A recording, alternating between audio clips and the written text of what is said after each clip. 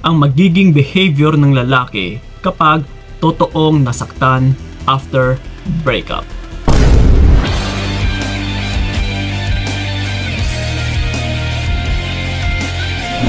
Yon. Ito sa mga nagtatanong na rin, Kuya Kiko, paano ko malalaman na totoong nasaktan yung partner ko sa hiwalayan namin? At saka syempre, dito nyo rin malalaman kung totoong minahal ka ng partner mo. Kasi once na nasaktan ay sigurado may pagmamahal po yun. Ibig sabihin is may kasamang emosyon. Yes, which is nandoon ka rin kahit paano sa puso niya. So ito ngayon, isa-isahin natin na which is 4 lang naman na pinaka-importante sa lahat-lahat para malaman mo rin talaga na yung partner mo na lalaki or yung ex mo na lalaki ay nasaktan after ng inyong hiwalayan. So ito ngayon, isa-isahin natin na yung una sa lahat is yung magmamakaawa. Kapag yung isang lalaki na nasaktan after ng hiwalayan ninyo is yung unang maging behavior neto ay magmamakaawa talaga. Okay? Magbe-beg sa'yo, ipiplease ka, susuyuin ka. Yung tipong gusto niyang magkabalikan kayo or ayusin pa, or let's say, ikaw man yung may nagawang kasalanan na babae or ayaw mo na sa kanya. So kung minsan is magmamakaawa din talaga yung isang lalaki, lalong-lalo na kapag may pagmamahal. Kaya nga siya nasaktan eh. Kasi hanggat may pagmamahal yung isang lalaki, talagang masasaktan at saka masasaktan po yan. Kahit anong pigil niya man, kahit anong iwas niya man, kung nilalaman ka na ng kanyang puso, ay talagang masasaktan po yun. Okay, so that's why yung unang maging behavior ng lalaki after ng hiwalayan ninyo ay susuyuin ka pa. Kung minsan mag-e-explain pa siya na kung kailangan talagang, kung bakit kailangan ibalik or ipanumbalik yung dating relasyon ninyo. Yes, so ganun po. Once na gumaganito yung lalaki na nagmamakaawa pa sa'yo, yes, for sure, nasasaktan po yan. But, hindi po lahat ng nagmamakaawa is dahil nga mahal ka. Oo, nasasaktan.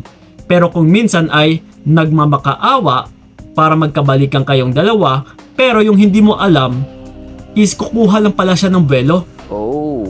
Until na maka-move on siya, and then saka kanya iiwan. Yes, may mga ganito utol na kailangan mo rin talagang mag-ingat. Okay? So yon. And then yung pangalawa natin is manunumbat. Ito na ngayon.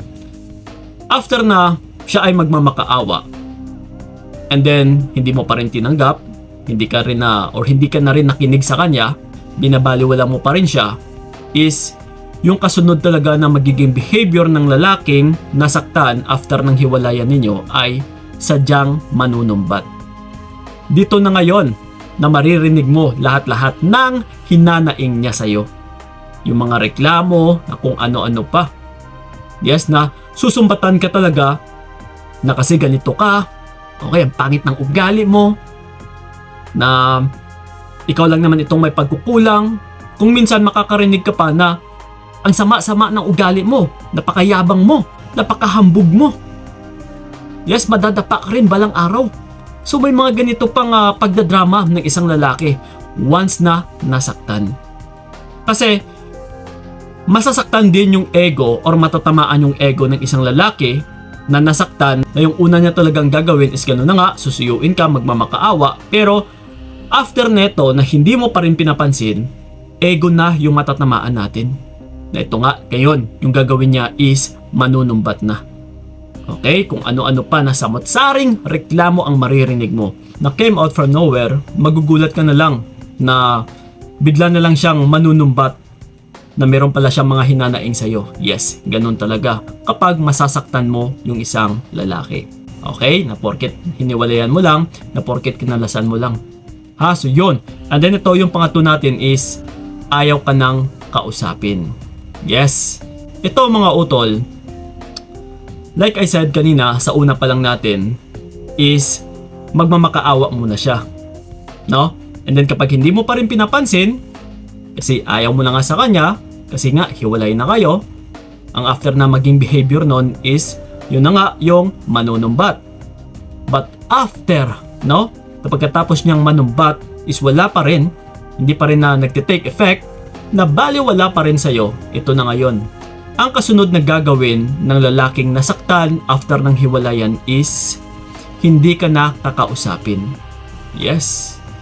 Kasi ito, yung isang lalaki na hindi naman seryoso sa'yo, na hindi naman nasaktan after ng hiwalayan ninyo, ay pwede ka pong sakyan ng sakyan pa neto.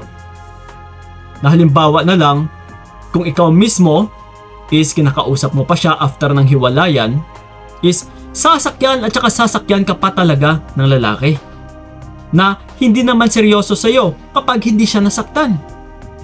Yes, kapag hindi kasi seryoso ay hindi talaga yan masasaktan. So ngayon, once na hindi seryoso yung isang lalaki, ay sasakyan at saka sasakyan ka pa neto. Kasi pagdating sa kanya parang wala lang naman eh. Diba? So kung hanggat nandiyan ka pa is tutukain ka talaga ng manok. Okay? Hanggat may butas pa siyang pwedeng maitusok. Yes? Hanggat may gusot na pwede niyang lusutan, na pwede ka pa niyang mauto, na hanggat nandiyan ka pa rin, na hindi ka pa rin tumitigil sa pakikipag-communicate, ay mananatili at saka mananatili din na magiging responsive yung isang lalaki na hindi nasaktan. Pero kapag nasaktan kasi yung isang lalaki ay hindi ka na rin kakausapin nito. After niyang manuyo, after niyang manumbat, yes, ito po yung kasunod na behavior talaga na gagawin ng lalaki. Hindi ka na makakarinig sa kanya ng kahit ano pang salita. Tatalikod talaga yan kasi nga nasaktan eh. Okay? So yon. And then ito, yung pinaka-next na behavior na mangyayari sa lalaking nasaktan, walang iba kundi papakita niya kung sino ang sinayang mo. Oh. Okay, so di ba? Like I said na rin dati, na palagi kong ina-advise na magse-self-improve ka. Okay, i-improve mo ang iyong sarili. Ipakita mo kung sino yung sinayang niya. So, di ba, ganon ang tinuturo natin once na nasaktan yung isang tao. So, kapag yung isang lalaki ay nasaktan, ay ganon din ang gagawin. Ipapakita niya na kung sino yung sinayang mo. And kung minsan ay magpapakunwari pa yan.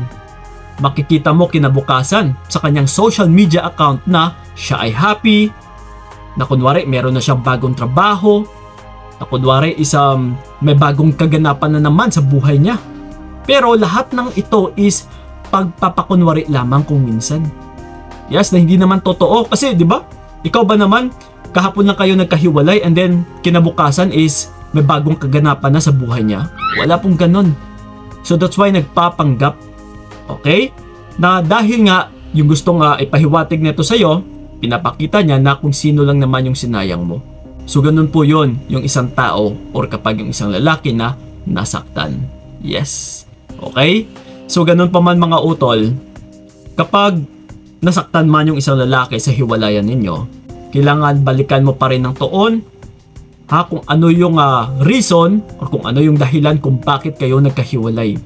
Hindi porket mahal ka ng lalaki, hindi porket nasaktan yung isang lalaki, is kailangan mo na siyang agad na balikan or kausapin or ipanumbalik yung dating kayo or yung dating relationship ninyo.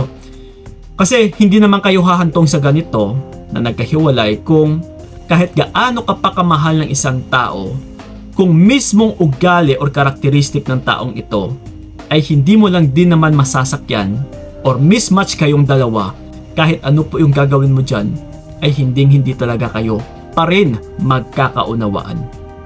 Okay? So tandaan nyo yan mga utol. So yun lang po, sana'y nakatulong yung video na ito, and then sa mga gusto ako makausap one-on-one, PM nyo lang po ako sa aking FB page na Payong Kaibigan ni Kiko. And then, sa may mga katanungan man dyan, yes, you can leave a comment na dyan sa ilalim sa ating YouTube channel dahil dyan po kami sumasagot. Yun lang po, maraming salamat. So ingat kayo. God bless and babu! Sana hindi na lang ikaw ang aking ginusto. Binigay ko lahat para wala kang masabi.